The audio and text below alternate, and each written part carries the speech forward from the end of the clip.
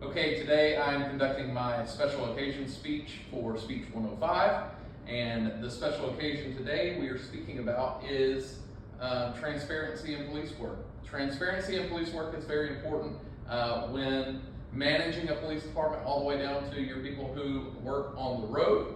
And the reason it's so important is because we have to establish relationships with our community in which they can trust the police. I think everyone can relate to the incident that happened a couple of years ago with George Floyd, and how we all felt the same distrust that that specific community had with the police, in that they violated this individual's rights at the time, or at least that's what the perception was when the initial video came out. And as a law enforcement community, we were able to learn from how we handle situations and how we approach situations such as that occasion, and how we can move forward to having a better, timely release of information and better tactics when dealing with individuals such as Mr. Floyd. So from the incident that occurred out on the road with Mr. Floyd, all the way to the dissemination of information from local government, and all the way to essentially what the media covered and how that affects our job, is very important, and it plays a role in transparency in police work. So moving forward, we can identify some of the problems that we have with transparency in police work, and some of those problems can be identified as distrust with the police. I think that's the biggest thing that affects us being able to effectively engage with citizens in our community. And if we don't have the trust that we need with the individuals that we serve, then we can never have proper transparency through police work. And part of that is a result in failure to establish police-citizen rapport. And what I mean by that is, on daily encounters, call-by-call encounters, are we making deposits into our citizens' trust with the police? And we have to do that, and we have to effectively train so that these police officers know how to speak with individuals and connect with individuals beyond just taking a report or arresting somebody. Effective communication following deadly force encounters. Referring back to the George Floyd encounter, I believe that a lot of that initial information that came out that everybody was so distrusting of or had a problem with, it was cell phone video. But I think it's important that our public information officers and people who deal with the community, they know how to effectively communicate following deadly force encounters such as Mr. Floyd's, and they know how to release any body cam footage, and a release to the community that all instances of excessive use of force will be dealt with consequences.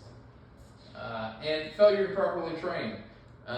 I believe in that specific instance, they were on the roadway for approximately 9 minutes with a knee in the back of someone's head. That's never appropriate, and they should have been properly trained on how to remove that subject from the particular situation, and how to effectively engage with those people who were around them while they were waiting on medical help from Mr. Floyd.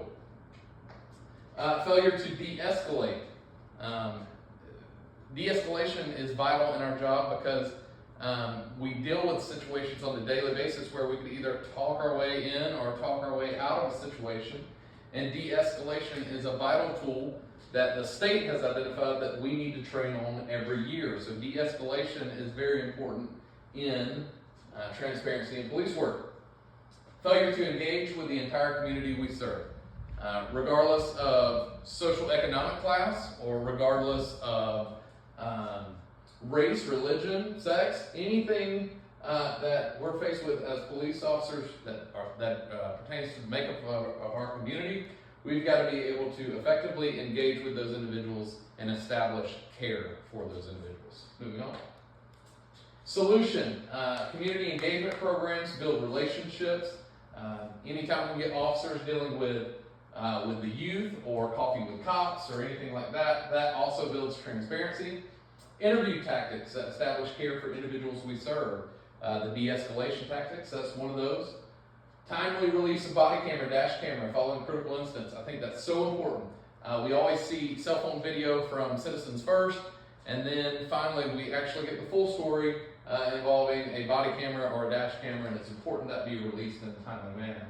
Training in safe tactics while attempting apprehension. We always need to work defensive tactics as well as we can and be trained in effectively taking somebody into custody with the least amount of force necessary. And de-escalation training. Like I said, that is a solution. If we can learn how to use our words to talk somebody out of a situation, it's always better than having to use force. Moving on. Our goals. We want to lower use force instances through effective police practices. We want community-oriented policing program to build rapport with citizens. That's also known short for COPS, so that they can get out and interact with individuals. Public information officers need to be trained with the dissemination of pertinent information, and officer engagement in youth programs to build relationships that result in trust with law enforcement. If we can start at a young age, that will affect us later on down the road, and we will be able to effectively have a long-term relationship, transparency in police work. Moving on. Values. This is our values. This is the keynote here. Our value is to provide the highest quality of police services to all citizens and establish policies, practices, and ethical guidelines to build the highest level of trust between the citizens and our police professionals. Thank you. My name is Derek Bentley. That's my telephone number and my cell phone number and my email.